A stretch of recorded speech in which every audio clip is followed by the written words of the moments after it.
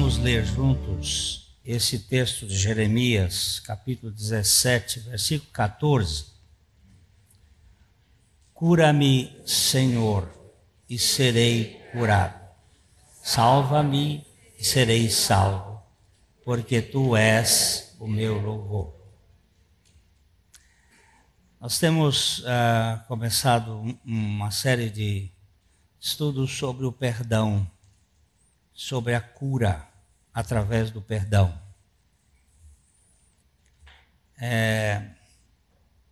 Nós temos muitas feridas históricas que estão muitas vezes adormecidas. Nós nem mesmo sabemos. Davi, no Salmo 19, ele diz: expurga-me tu daquilo que me é oculto, e da soberba guarda o teu servo, para que ela não se torne a minha senhora, para que ela não me domine.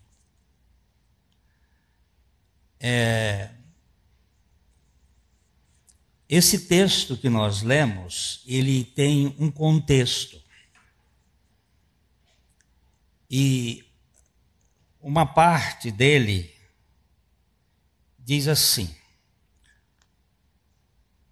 trono de glória enaltecido desde o princípio é o lugar do nosso santuário. Ó Senhor, esperança de Israel, todos aqueles que te deixam serão envergonhados, e o nome dos que se apartam de ti ou de mim será escrito no chão, porque abandonaram o Senhor, a fonte das águas vivas. Aí ele diz: cura-me e serei curado. É muito interessante esse texto, porque ele é o texto que mostra o que Jesus escreveu na terra. Durante muito tempo eu não sabia o que foi que Jesus escreveu na terra quando ele foi abordado pelos acusadores da mulher adúltera. Eles trouxeram a mulher com as mãos cheias de pedra, só a mulher. Nenhum adultério é feito unilateralmente. Mas uma sociedade machista tinha mais em vista o pecado da mulher do que o pecado do homem. E eles disseram para Jesus, na base da lei, a lei diz que nesse caso eles sejam apedrejados. Mas por que só a mulher e não o homem? Porque ambos deveriam ser apedrejados. E Jesus então se inclina e escreve na terra. O que foi que ele escreveu na terra? É o que o texto diz assim: todos aqueles que te deixam serão envergonhados, o nome dos que se apartam de mim será escrito no chão. Qual foi que ele escreveu ali?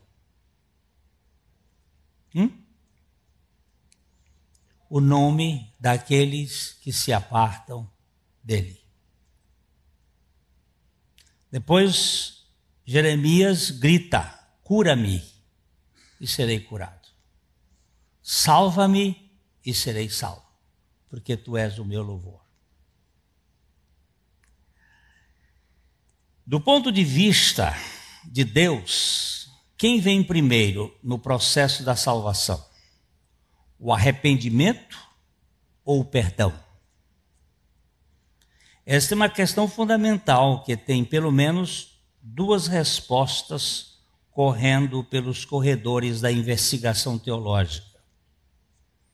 Os estudiosos de tendência humanista acham que o perdão é fruto do arrependimento. Você precisa se arrepender primeiro para que seja perdoado depois. Uma questão de lei de causa e efeito. Eu quero só ressaltar aqui: humanismo e cristianismo, ou humanismo e graça, podem você começar em Caim e Abel. Caim é o modelo do esforço. O próprio nome Caim significa o seguinte: adquirir um varão com o auxílio do Senhor. Isto é Dona Eva dizendo: eu adquiri, eu consegui. O Senhor foi o coadjuvante, mas eu tenho o papel principal. Isso é que significa Caim, uma flecha de conquista, enquanto que Abel significa um sopro de Deus, e deu a luz a Abel. Graça. Então nós temos ali já os dois pilares que tomam toda a história. E esse modelo humanista acha que o perdão é fruto do arrependimento. Você se arrepende e Deus te perdoa. Neste caso, eles fazem do arrependimento uma espécie de penitência, ou melhor dizendo, uma moeda de troca.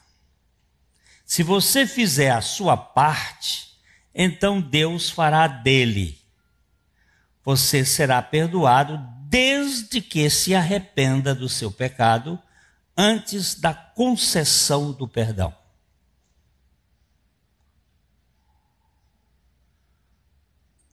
Se você aceitar Jesus, Jesus te perdoa. Vocês já ouviram isso? Tá? Esse é o modelo humanista, mas não é o modelo bíblico. Esta é uma corrente muito apreciada pela meritocracia humana. As pessoas nobres se veem participantes e diretamente responsáveis pelo perdão como uma parcela notável de contrição pessoal, valorizando a consternação como se fosse sua contrapartida no negócio que envolve a salvação dos pecados. A questão que Calvino levantou foi a seguinte: a natureza humana encontra-se totalmente pervertida ou não? Essa foi a pergunta que Calvino fez. A natureza humana encontra-se totalmente pervertida ou não? Se ela encontra-se totalmente pervertida, ela não tem nada que seja dela que mereça a credibilidade de Deus. O homem em pecado, ele está totalmente podre. Portanto, ele não pode oferecer nada a Deus que tenha qualquer mérito.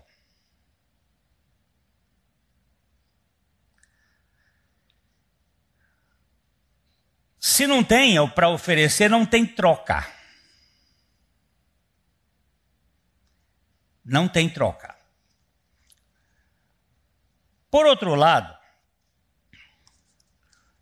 os investigadores bíblicos que têm a graça como pressuposto básico e essencial para a crença cristã, o arrependimento é consequência do perdão. Nós nos arrependemos porque fomos perdoados graciosamente.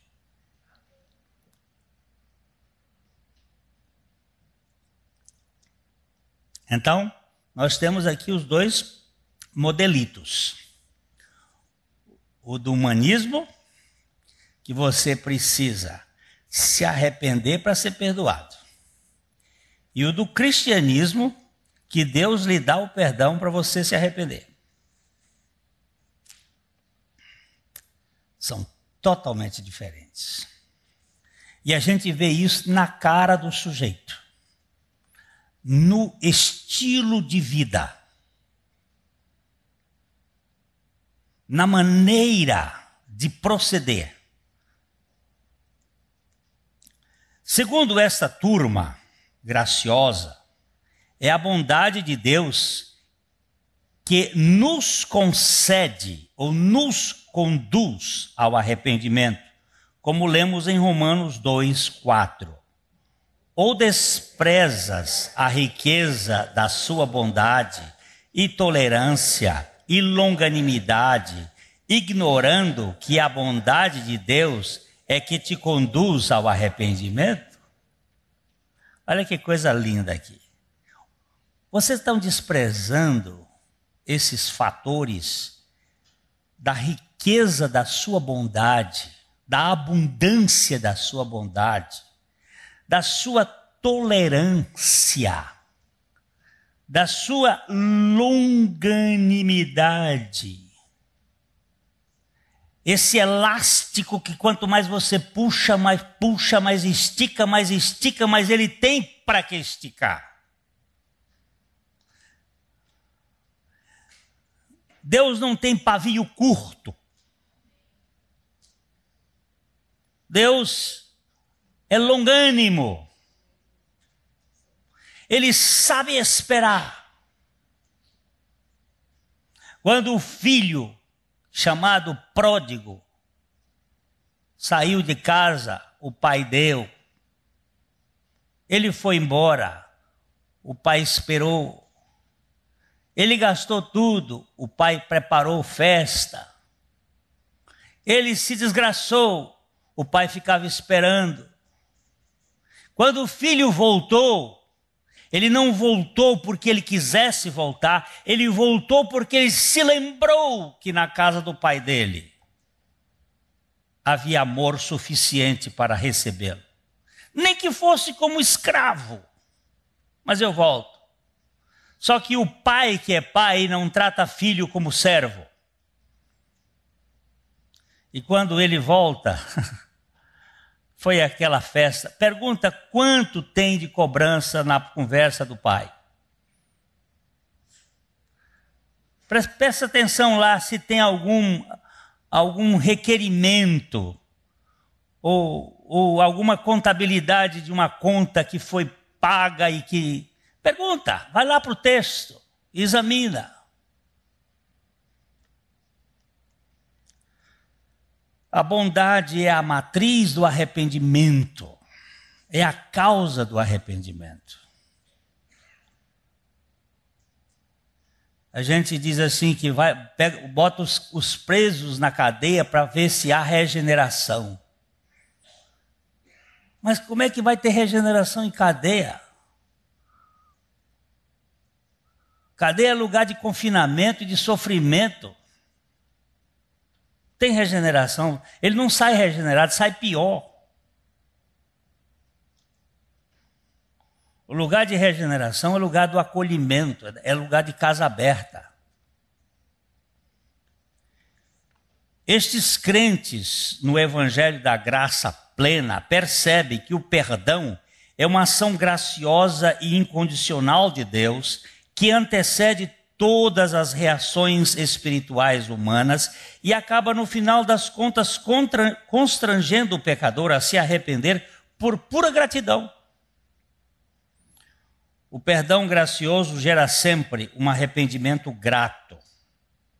Lembre-se do texto, que é dele, por meio dele e para ele, que são todas as coisas. Glória a ele eternamente. Amém. Como disse Alice Clay, nada neste mundo vil e em ruínas ostenta a suave marca do Filho de Deus, tanto quanto o perdão. Nada se parece mais com Cristo do que perdão. Foi nesse juízo que Alexandre Pope concluiu: errar é humano, perdoar é divino. Logo, a anistia libera a culpa e gera arrependimento. Quem perdoa, não cobra. Se uma pessoa diz, eu perdoo, mas continua com a mão no rabo do gato, ainda não perdoou. Se puxa, se cobra, ainda não perdoou. Se ainda lembra da coisa no sentido de, você me deve, você fez aquilo, eu te perdoei, mas, pronto, botou mais, se tem um mais, pode saber que o negócio ainda está azedo, está fermentando. Eu sei disso em mim. Ora, se não mereço e sou absolvido da culpa pelo sacrifício de Cristo em meu favor, então só tenho que considerar este amor furioso e apaixonado como a causa de me convencer da minha rebeldia, concedendo-me o arrependimento graciosamente, sem qualquer mérito da minha parte.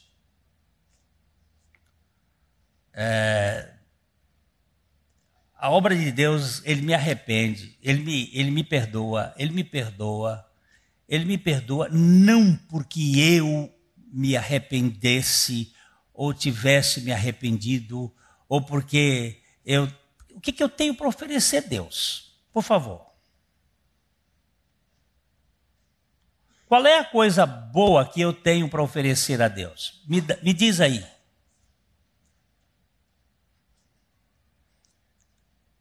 Davi faz uma afirmação dizendo assim, o que eu dou para o Senhor é o que eu recebi do Senhor. Todas as coisas vêm de ti, das tuas mãos eu te dou. Eu não tenho nada. O que eu tenho para oferecer a Deus? A única coisa que eu tenho para oferecer a Deus são os meus pecados. E que Ele veio buscar. Eu vim buscar e salvar o que se havia perdido. O pecador. O que de bom eu tenho para fazer nesse um negócio aqui? Nada. Eu vejo o negócio de Deus sempre assim. Isso foi uma vez conversando com uma pessoa que me ocorreu isso. Eu tenho um Volkswagen 66. Todo bichado. Motor batido. Descendo uma ladeira, vem uma carreta, passa por mim um cara num BMW em alta velocidade, BMW 2012. Aí chega lá em cima, o BMW para e manda eu encostar. E eu tremendo com aí ele encosta e diz, moço, vamos fazer um negócio? Que negócio? Eu quero trocar o meu BMW pelo seu Fusquinha. Eu digo para ele, mas por quê? O senhor está doido? Meu Fusquinha está todo acabado. O seu BMW é o último.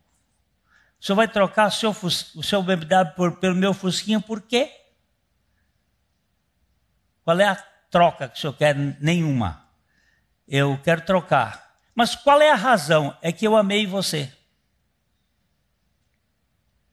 Eu não quero você com um perigo desse. Você viu a carreta que vinha atrás de você? Aí eu digo, mas e o que o senhor vai fazer com o meu Fusquinha? Ele disse, vamos fazer o negócio primeiro. Você quer o negócio? Digo, lógico, um negócio vantajoso desse, quem é que não vai querer? Ele diz, então, meu BMW é seu, eu já vou ligar aqui para minha secretária, passar o documento. E como é que o senhor vai embora daqui? Ele disse, não tem problema, eu telefono aqui, eles mandam meu helicóptero vir me buscar aqui. E você não fique preocupado, não, eu já estou providenciando tudo. E o que o senhor vai fazer com o meu Fusquinha? Meu não. Seu não, meu. Agora é meu. Vou tocar fogo. Vou acabar com ele, vou tirar ele da circulação. Porque ele não serve para nada. Nem para ferro velho ele serve. Mas você não fez um negócio? Fiz. Então, vai, o senhor bem me dado. Então, a figura é mais ou menos assim. Jesus não espera nada. A vantagem não é de Jesus. A vantagem é minha. Vamos parar de ser besta.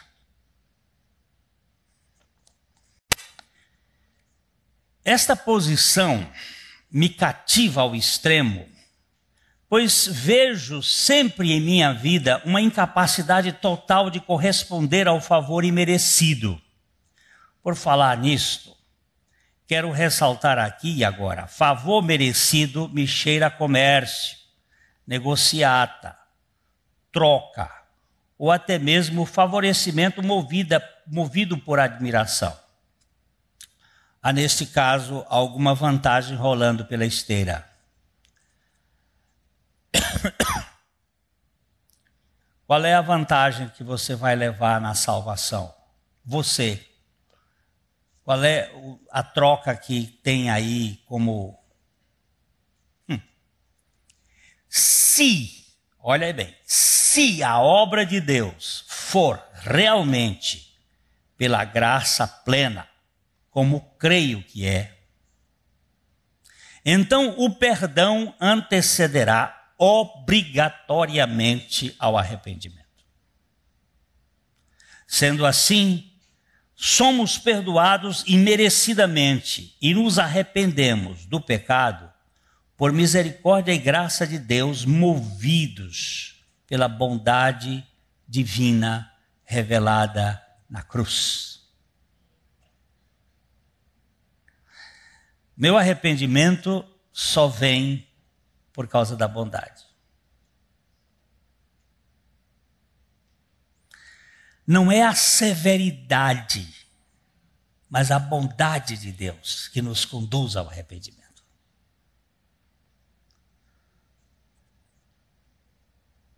Portanto, se formos perdoados graciosamente pela graça de Deus, temos também neste formato gracioso o modelo existencial de nosso perdão.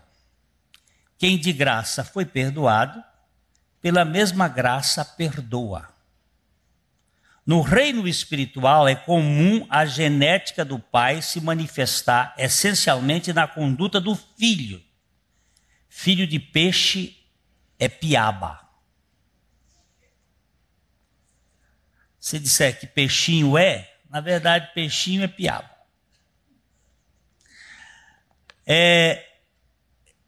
Deus qual é a essência de Deus?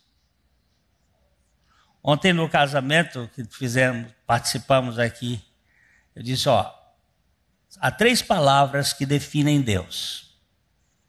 As 3, para mim, incompreensíveis. A primeira é que Deus é espírito, mas eu não entendo espírito, porque espírito não ocupa lugar no espaço, não tem forma, não tem cor, não tem... Como é que eu entendo espírito? Se todo o meu conhecimento parte das 3 dimensões. Tudo que entra no meu intelecto passou primeiro pelos meus sentidos. Como é que eu vou entender espírito? Não entendo. Depois diz que Deus é luz, mas eu só conheço alguns tipos de luz. E a Bíblia ainda vai dizer que ele é uma luz inacessível. Eu sei que, por exemplo, raio-x é luz. Eu ainda nunca vi um raio-x. Mas tem a luz inacessível de Deus. Depois a Bíblia diz que Deus é amor. E nós temos muitas palavras no grego para definir amor, desde libido, que é o amor, um amor doentio, perverso, que gera, por exemplo, esses sentimentos de pedofilia, vem desse amor libidinoso, de epithumia, que é um amor também cobiçoso, de eros, que é o amor sexual normal, de storge, que é o amor de pai para filhos, um amor de filia, que é o amor entre amigos, mas ele usa uma palavra só para Deus, o ágape, o amor divino, que tudo crê, tudo espera, tudo suporta, jamais acaba. Esse amor incondicional, esse amor que Deus me ama não porque tenha algum mérito em jogo, não porque ele vai levar alguma vantagem, mas porque ele é amor.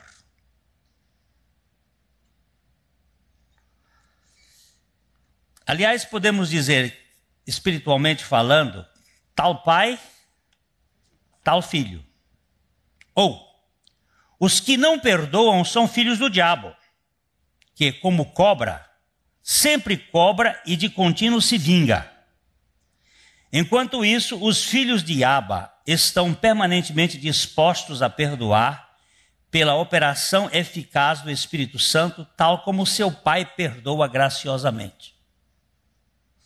E ama graciosamente. Então, o doutor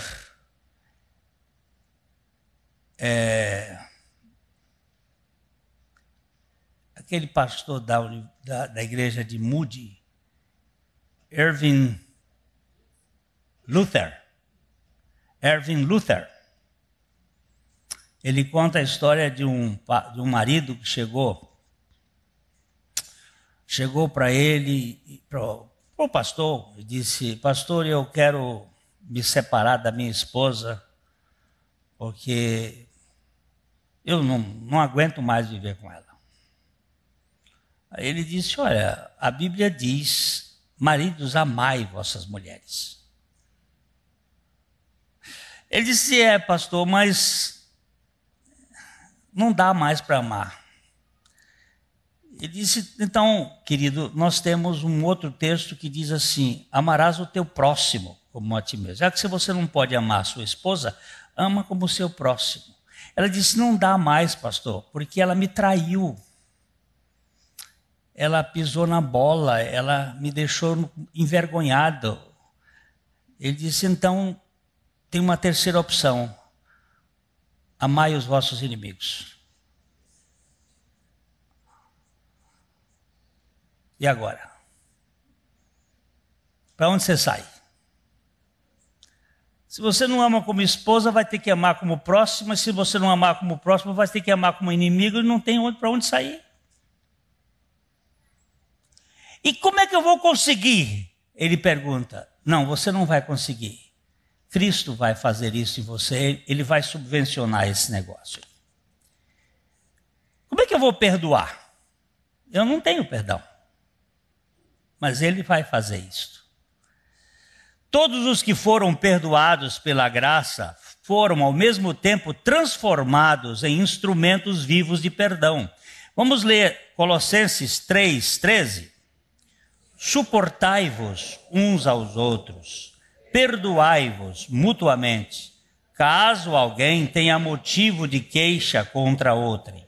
Assim como o Senhor vos perdoou, assim também perdoai vós. Aqui nós temos o mesmo modelo. Assim como o Senhor vos perdoou, assim perdoai vós também.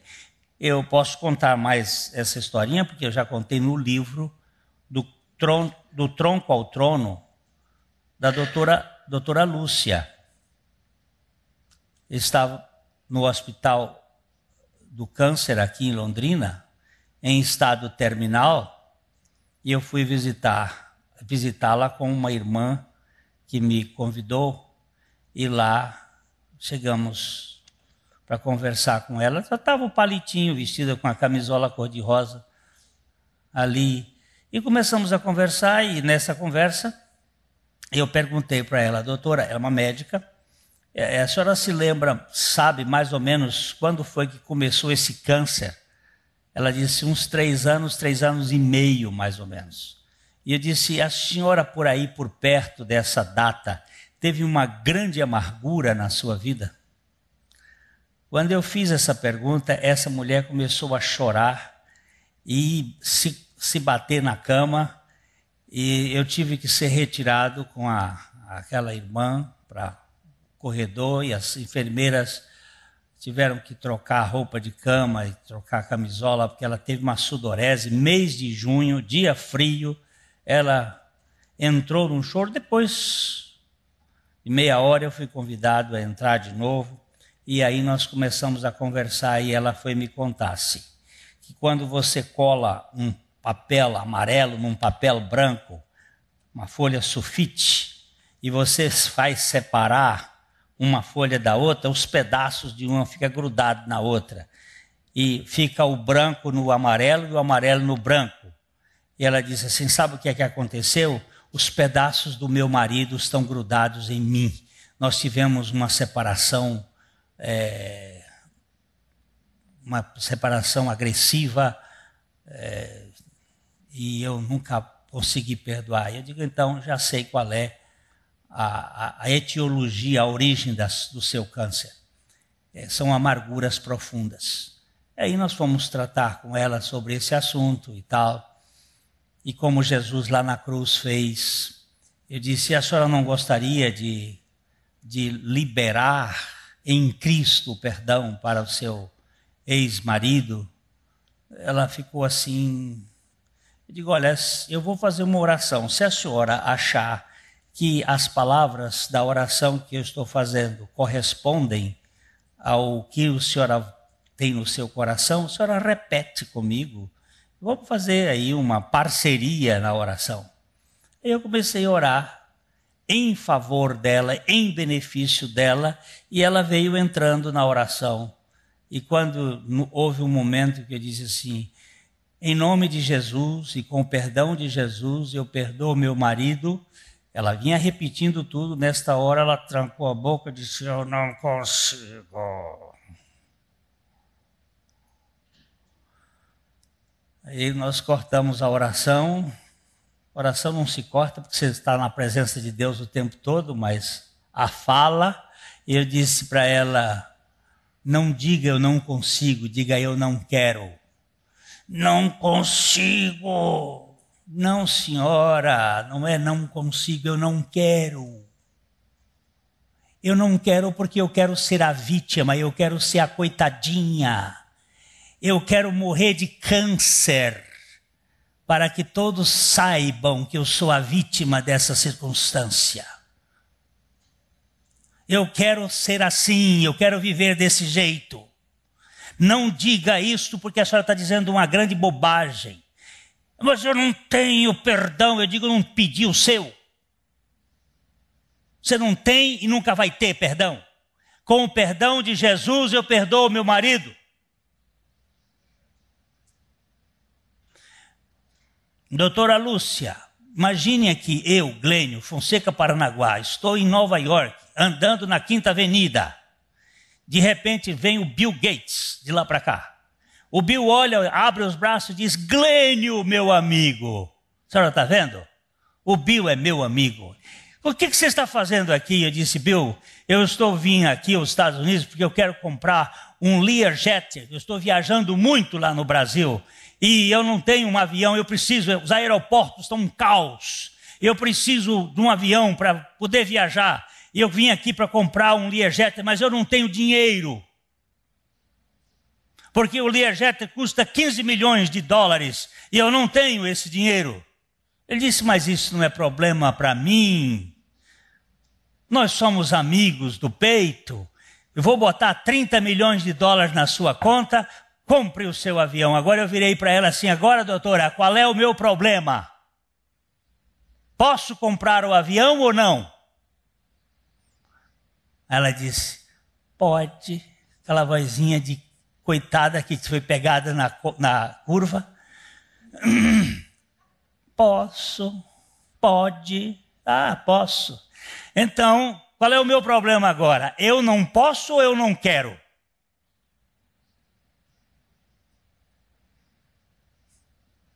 Aí ela virou e disse assim, mas assim, pastor Glênio, é muito fácil.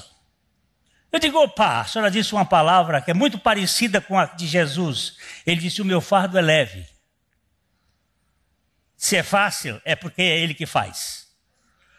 Não é você. Agora vamos aqui. A senhora quer continuar a oração com o perdão de Jesus? Ela disse, quero. Mas eu estou achando muito fácil. Eu digo, é fácil mesmo. Então, mas vamos embora. E aí, voltei, dei uma volta lá e continuei E quando eu cheguei, eu já sabia o nome do marido dela, que eu não vou ter que repetir aqui, porque os dois continuam vivos. Ele disse, e com o perdão de Jesus, eu perdoo fulano, e com o perdão de Jesus, eu perdoo fulano. E aí, ela despencou a orar por conta própria, e eu saí da oração, e ela tocou para frente, e foi uns 5 minutos. E quando ela terminou, ela fez, pastor, cara, saiu uma jamanta de cima de mim.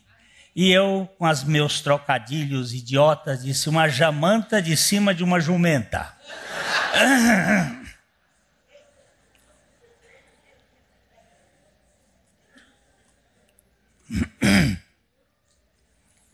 2 semanas depois, estávamos ali na feira, comprando pepino, quando a irmã chegou e disse para mim assim, pastor Glênio, a doutora Lúcia teve alta. Eu digo, foi morrer em casa? Ela disse, não, ninguém sabe o que está acontecendo. Doutor Luiz é médico aqui nessa igreja. Era o oncologista dela.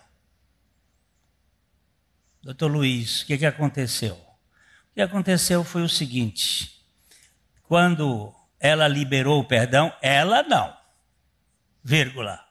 Quando o Senhor Jesus lhe deu a condição do perdão para que ela pudesse, com o perdão de Jesus, perdoar, o organismo começou a produzir as NK, ou Natural Killers, que são as células que fagocitam as 180, as células cancerígenas, e fez uma bioquímica natural.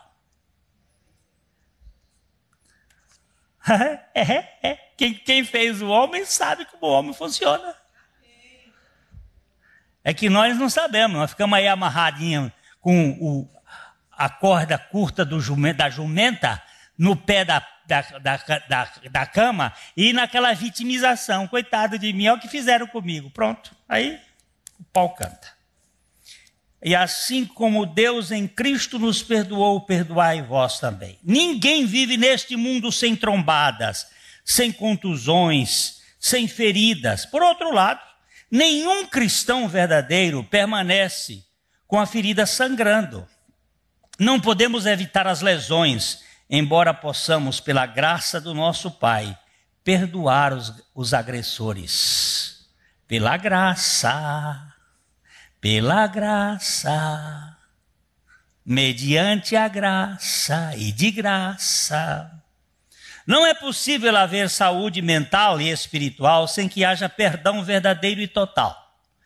Diante desta frase, alguém me perguntou, o perdão implica no convívio com o agressor? Não, necessariamente. O perdão implica, sim, na absolvição do agressor, para que o próprio agredido não se torne uma ferida que nunca sare. A cura vem pelo perdão. Cura-me e serei curado. Mas eu não preciso viver com ele para sempre. Mas vamos um pouquinho mais para frente. Mas isso não significa uma convivência obrigatória com aquela pessoa que o feriu. não há compulsão para quem se tornou livre pelo amor incondicional de Deus. Ninguém deve viver compelido a conviver com o agressor. Há certos casos, por exemplo, de aquela moça que o pai trancou e ele abusou dela e teve filhos com ela há muito tempo.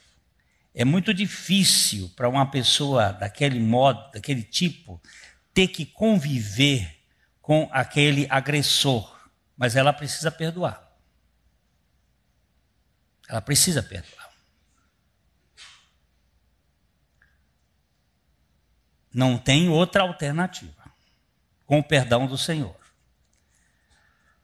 Perdoar é um imperativo da salvação e uma expressão categórica do amor liberto de regras, que nos salvaguarda de qualquer conduta determinada pelo dever. Uma pessoa, uma vez libertos da tirania do ego, pela nossa morte e ressurreição com Cristo, ganhamos a condição de vivermos fora do comportamento predeterminados e esperados por legalistas de plantão, a fim de manifestarmos a vida de Cristo com o padrão de nosso viver. Eu vou falar isso porque uma menina aqui da nossa comunidade, desde que eu comecei a contar os abusos que eu sofri, as pessoas abusadas começam a sair da toca e vêm falar. Porque onde você não tem luz, dificilmente você sai para encontrar aceitação. Você fica camuflado. E a menina veio conversar comigo, que ela foi abusada pelo padrasto há muito tempo. E ela disse assim, mas Glênio, eu não consigo conviver com ele. Eu não consigo, eu tenho medo. Eu digo, tá certo. Agora você vai ter que... Isso aí é um tratamento de Deus a longo prazo para tirar as sequelas. Agora, o perdão para com ele você tem que liberar. O alvará de soltura tem que vir. Porque senão você vai ficar, continua na cadeia.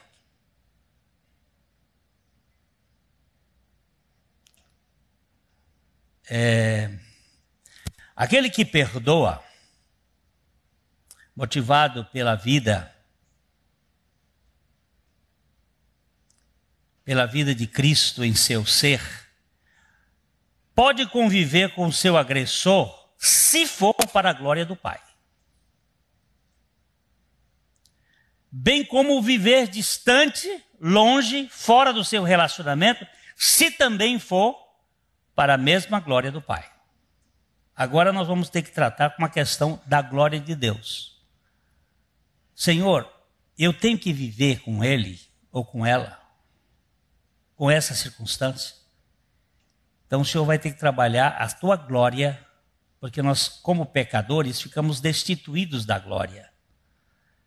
E como salvos, nós somos convertidos à glória de Deus. A questão básica agora não é o nosso bem-estar em si mesmo, mas a glória daquele que nos libertou de qualquer camisa de força. A forma que conduz a conduta cristã sempre será o que está em 1 Coríntios capítulo 10, versículo 31. Portanto, quer comais, quer bebais, ou façais outra coisa qualquer, fazei tudo para a glória de Deus. A pergunta é sempre esta: Deus será glorificado nisto?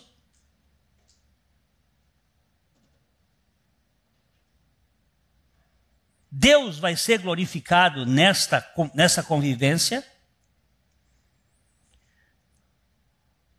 Essa é a questão que nós vamos ter que tratar e ser tratados por Deus. O pecado nos destituiu da glória de Deus, porém a salvação nos converteu para o centro desta glória divina. Nós não vivemos mais para a nossa própria glória, para o nosso bem-estar, uma vez que estamos regenerados para a glória daquele que nos aceitou integralmente pela sua graça através de Cristo crucificado. E isso tem que ser trabalhado à luz do Espírito Santo.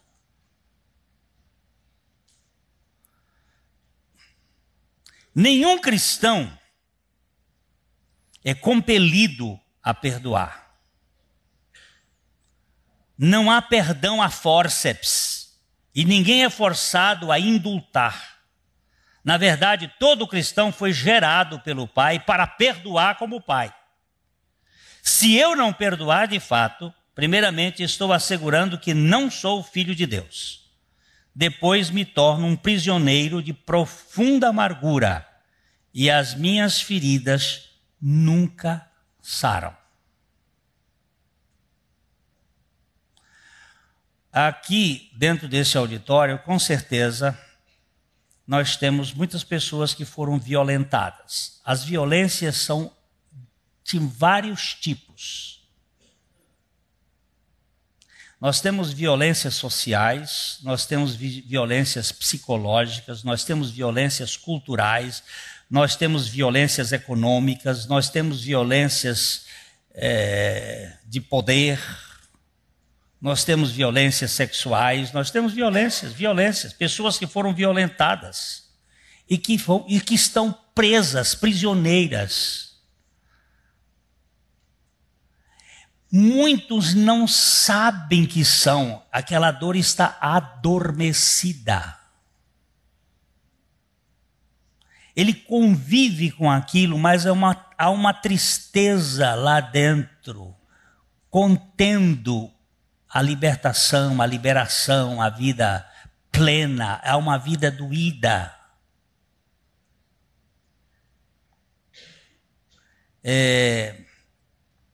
Conversando um dia, um menino aqui disse assim: pastor, o senhor pode imaginar, o meu pai me deu uma surra com aquela correia de ventoinha pisado no meu pescoço. Eu tenho os lanhos nas costas. Formaram queloides. Eu disse, não são as queloides o seu problema. Os lanhos na sua alma são muito mais profundos e doloridos do que aquilo. Aí você descobre por que aquela pessoa se torna uma pessoa violenta mais tarde, por que ela se torna uma pessoa vingativa, por que ela anda usando de artimanhas para tocar em outros, para fazer sofrer outros, porque ele traz um fantasma. Eu digo sempre, eu preciso conhecer um pouco da história das pessoas para poder entender o comportamento das pessoas. Nós nunca temos misericórdia se não sabemos um pouco da história. Eu sempre lembro daquelas 4 crianças que entraram num vagão de trem nos Estados Unidos e as crianças estavam agitadas e era um dia em que as pessoas iam naquele vagão lendo os seus jornais num domingo de manhã, lendo os seus jornais e as crianças agitadas e fazendo barulho, e alguém chegou e disse... O pai entrou com aquelas 4 crianças e as meninas estavam... E ele disse, será que o senhor não pode dar um jeito dessas crianças para a gente poder fazer uma viagem mais tranquila que estamos aqui? Aí o pai assustou e disse, como? Esses meninos não param? Desculpa, é que nós acabamos de sair do hospital e eles foram informados que a mãe deles morreu.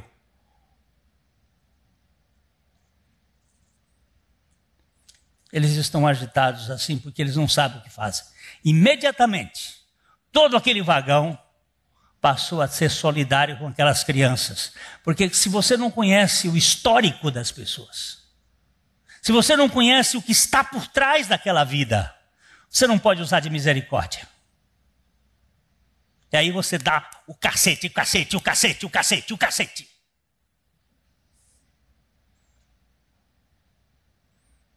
Mas isso não sara. Isso só piora. Isso só piora.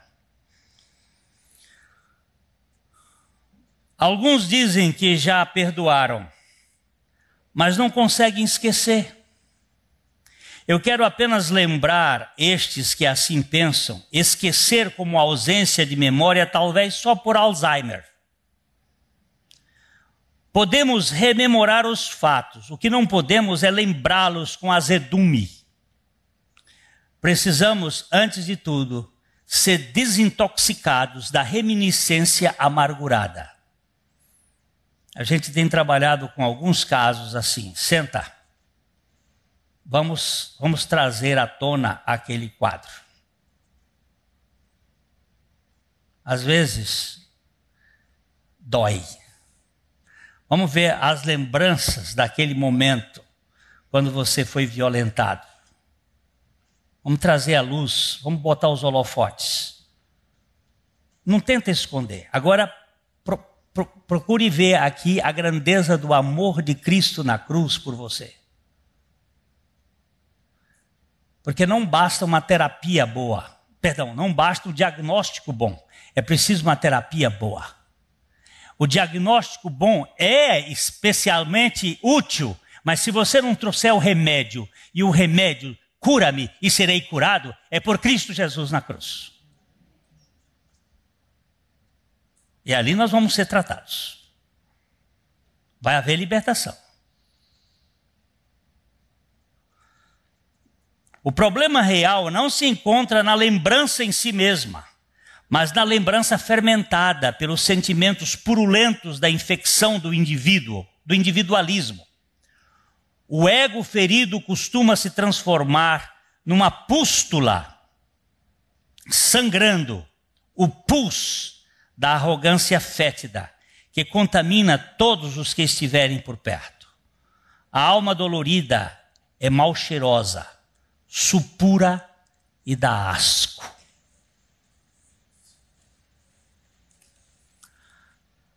Agora, nós temos um Cristo que sabe descer naquela lama.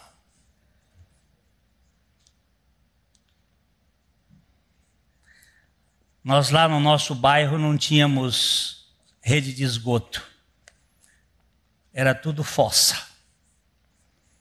Aí o Estado agora botou a rede de esgoto. Só que minha casa fica numa rua assim. A rede de esgoto está aqui, eles fizeram uma coisa aqui. Só que daqui para cá, onde eles puseram, não dá para passar. Eles afundaram 2 metros, só que lá está 2,50 metros. Nunca vi água subir, e muito menos aquela que boia não sobe. E aí o que vamos fazer? É fazer o vizinho, senhor vizinho, por favor. Mas o vizinho não queria. Aí tem que ir para a lei, porque é obrigado ter passagem. Como é que chama isso? Tem um termo técnico. Servidão. Servidão. Aí foi Deus nos acuda para dar essa servidão. Até que enfim, agora essa semana cavamos lá. Eu olhei para aquilo, tinha que tirar tudo, eu digo, a minha essência.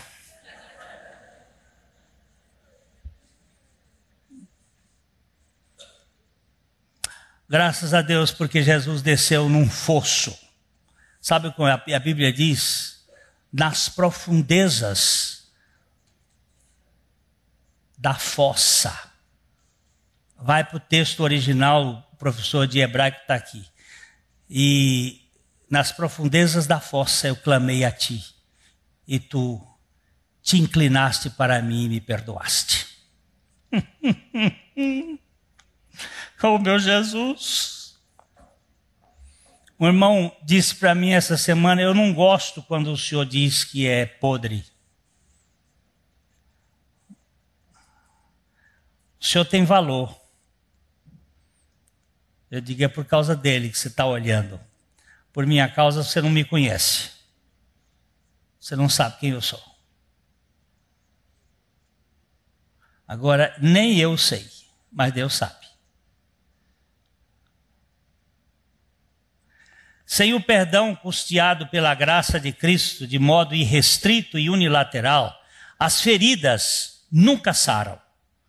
E o seu contágio pela baba que escorre da boca que geme, acaba infectando a família, os conhecidos e até os que se propunham a ser amigos que, aos poucos, vão saindo de fininho para não ficarem contaminados e aleijados neste convívio adoecedor.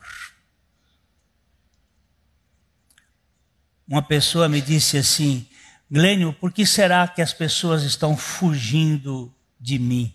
Eu digo, porque você está virando um velho chato. Nós ontem estávamos num casamento e estávamos comentando isso. Meu Deus, não me permita eu ser um velho chato. A velhice tende a agravar os nossos problemas de frustração. E com a velhice nós começamos a colocar para fora, porque aí temos a liberação depois dos 65 anos, ou dos 60 anos, que é a chamada idade dos idiotas, né? Porque chamaram de boa e melhor idade. É só para enganar idiota que é melhor idade. E depois você fica mais liberado para dizer as coisas, só que fica mais liberado para ofender os outros. E os velhos ficam uns velhos chatos. E quem é que quer conviver com esse chato? Vai dando de fininho, ó. O menino, meu sobrinho, diz assim, eu, tio, não quero conviver com meu avô. Eu amo meu avô, mas eu não gosto dele. Paradoxo, não é?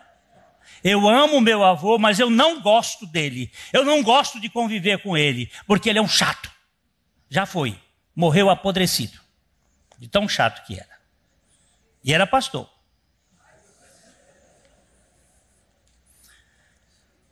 O perdão é imprescindível para a boa saúde. Conversei com um amigo, alcançado agora pela graça, depois de uma traição familiar, que me contou: a pior coisa que fiz foi falar mal da minha esposa após a nossa separação sofrida.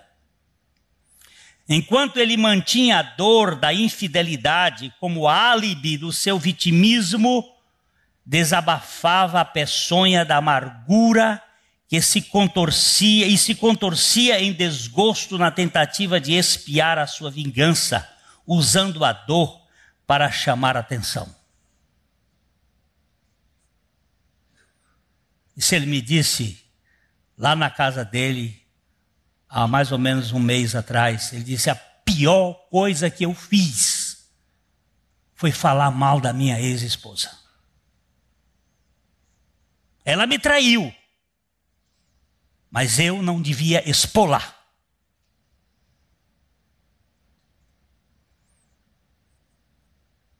Eu tenho sofrido muitas cacetadas aqui na igreja, porque na hora do sofrimento de determinadas pessoas, a gente vai não encobrir o pecado, mas cobrir. Depois vocês vão ler com cuidado o que aconteceu com Noé, quando o cão... Não leiam com a leitura do pé da letra, leiam com a leitura do significado bíblico. O que aconteceu é que Cão violou o seu pai. Cão fez uma canalice, explorando sexualmente o seu pai. Por isso ele foi amaldiçoado para sempre.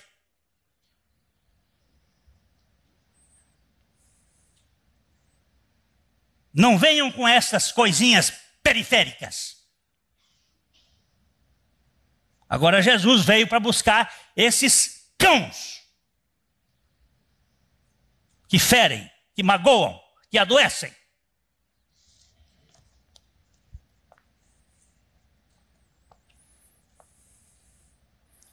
Quando pela graça de Deus, essa pessoa pode liberar o perdão, as coisas mudam. E no caso dele, as coisas mudaram quando ele perdoou. Veja agora na sua vida um sopro do amor que só pode vir do trono do Pai. A pessoa que não perdoa vive aqui no inferno, infernizando os outros e sem esperança de alcançar o céu, e é um demônio encarnado, desferindo golpes e ferindo a carne do outro e fazendo sangrar.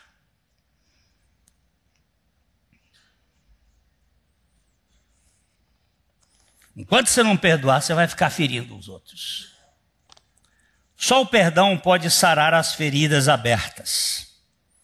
Apenas o perdão total pode conceder o verdadeiro arrependimento.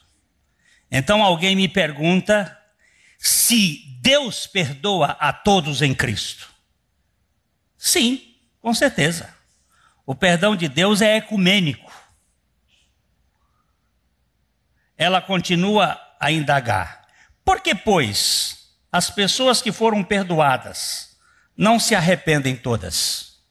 Se Deus já perdoou, por que elas não se arrependem? Esta é uma tese teológica que também traz pelo menos duas respostas modelares. Alguns dizem que é uma questão da eleição divina.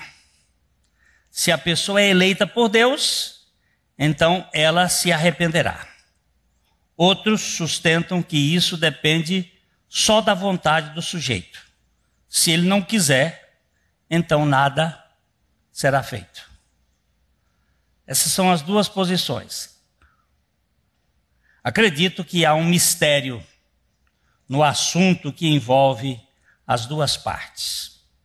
Não creio numa eleição fatalista que escolhe alguns para a perdição, embora creia na eleição em Cristo para a salvação, que implica na decisão responsável daquele que foi vivificado pelo poder da pregação da palavra de Cristo. Urge um milagre na vivificação antes da conversão. Vamos aqui rapidinho dizer.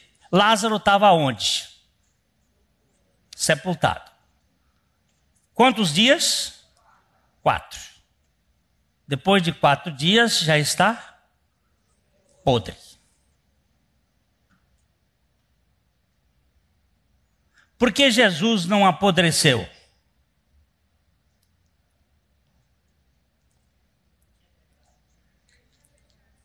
Por duas razões. Primeiro, porque ele derramou todo o seu sangue.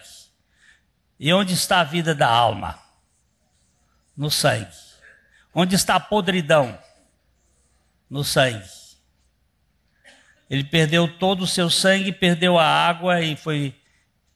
Depois foram feitos ainda, colocados sais e ele foi... como é que vamos dizer?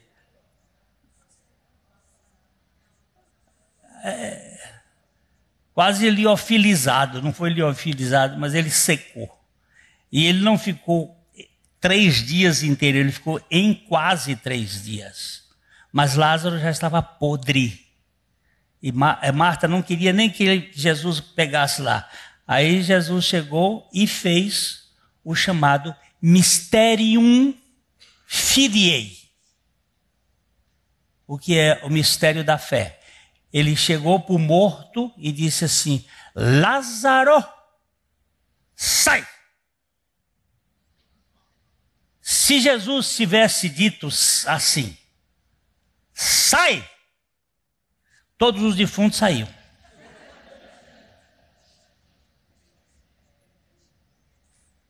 Mas ele chamou pelo nome.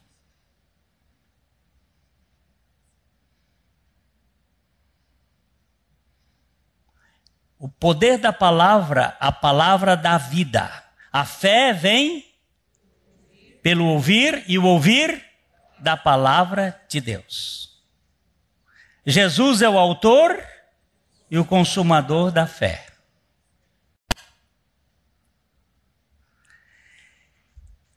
Nós estávamos mortos em delitos e pecados e ele chegou trazendo a fé e sendo a palavra encarnada. E quando você fala de Jesus por algum mistério, chamado mistério da fé, é o chamado Mysterium Fidei, ou o enigma da fé, ainda continua sem um esclarecimento para nós, por se tratar de um assunto não revelado. E como diz Deuteronômio 29, as coisas encobertas pertencem ao Senhor nosso Deus, porém as reveladas nos pertencem a nós e a nossos filhos para sempre, para que cumpramos todas as palavras desta lei.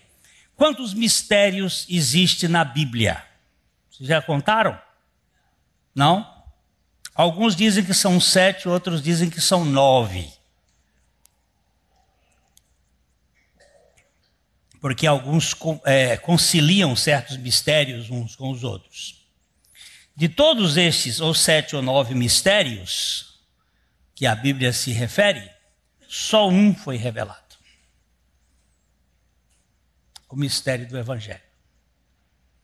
É Cristo em vós, a esperança da glória. Os outros todos, mistério da igreja, mistério da fé, esses mistérios não estão revelados. E o que foi revelado é para nós e nossos filhos, o que não é. Eu não vou saber muita coisa, eu vou ficar sem saber, mas uma coisa eu sei, é que aquele que recebeu o Evangelho tem a capacidade para perdoar. Aliás, o que se sabe de verdade é que um perdoado, de fato, que não se considera arrogante como se fosse Deus, um perdoado, arrepende-se. E, arrependido de fato, perdoa e fica curado, além de ser um instrumento de cura para os outros. Eu fui fazer um casamento lá na Turquia, agora no mês de setembro.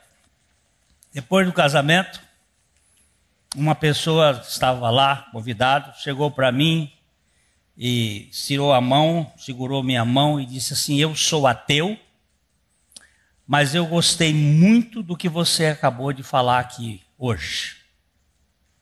Eu disse, aí eu segurei a mão dele antes que ele soltasse, eu disse: você é um grande mentiroso. Na verdade, você não é um ateu, você apenas crê num Deus muito michuruca, que é você mesmo. Um deusinho que não vale nada. Mas há um Deus furioso de amor por você.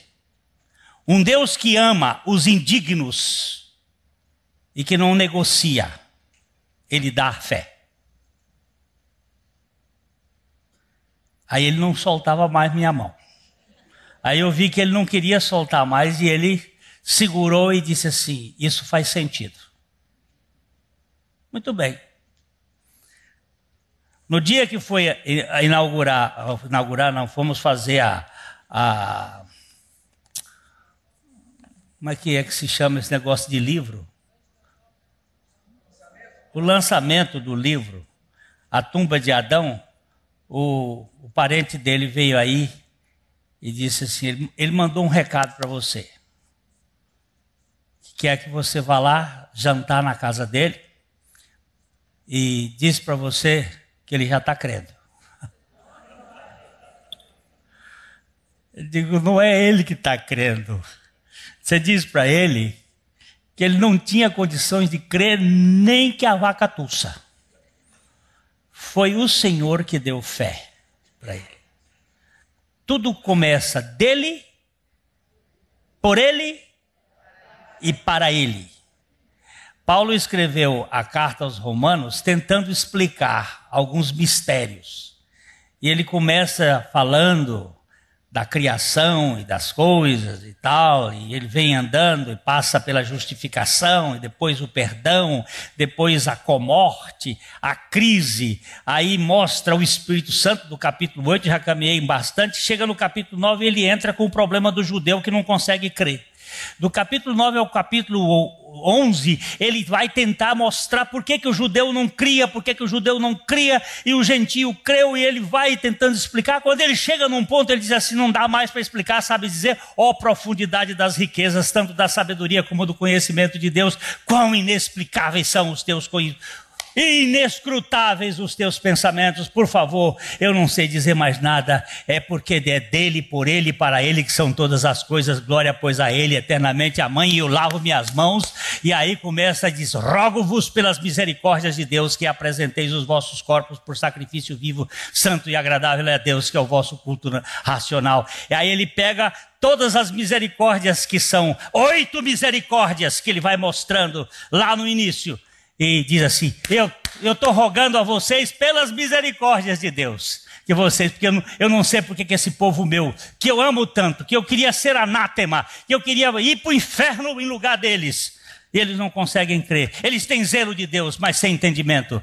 Eu queria que vocês soubessem, que eu não sei explicar, mas é o mistério de Deus, e Ele faz coisas, e faz coisas que nos faz perdoar e perdoadores. Você pode sair agora estendendo a sua mão de perdão para aqueles que lhe abusaram, dizendo, você está solto, vovô, vovó, papai, professor, pererê, pererê.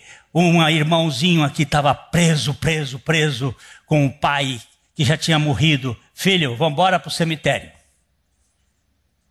Vamos fazer lá um ritual de perdão. Você vai lá para o cemitério. Você quer que eu vá com você? Eu disse, não, pastor. Eu vou só. Eu preciso dizer um bocado de coisa para meu pai hoje. E foi aqui para o cemitério. Esse Pedro. Ele foi lá e no domingo seguinte ele chegou aqui e disse assim, já fiz o exorcismo. Já fiz lá. Soltei, saí aliviado. É só psicológico, mas funciona. Libera, solta. É um rito. A professora Yara sempre diz que tem certas coisas que são rituais, mas são importantes. Por exemplo, o casamento é um rito, a formatura é um rito, o sepultamento é um rito, é uma coisa que você faz, mas aquilo é uma pessoa que morre afogada e nunca é enterrada, você não sabe, essa pessoa você fica esperando a vida toda. Eu tive que fazer com uma irmã que o filho morreu afogado, apanhar umas pedras, botar num caixão e enterrar. Enterra essas pedras aí, para ver se agora, pelo menos, não fica esperando a vida toda ele aparecer. Ela vivia esperando, a qualquer hora ele chega. Mas chega como, meu Deus? Porque não teve rito. Então faça um rito de perdão. Não precisa ir para a esquina, botar galinha não. Já foi feito lá no Calvário. Já foi feito no Calvário.